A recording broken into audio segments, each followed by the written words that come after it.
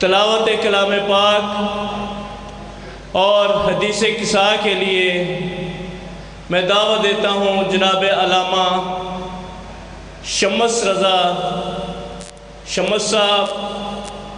خطیب حضا، امام بارگاہ مسجد و امام بارگاہ قصر سکینہ سلام اللہ علیہ،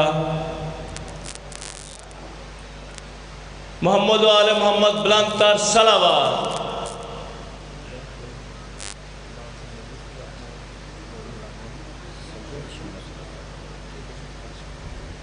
اگلی بار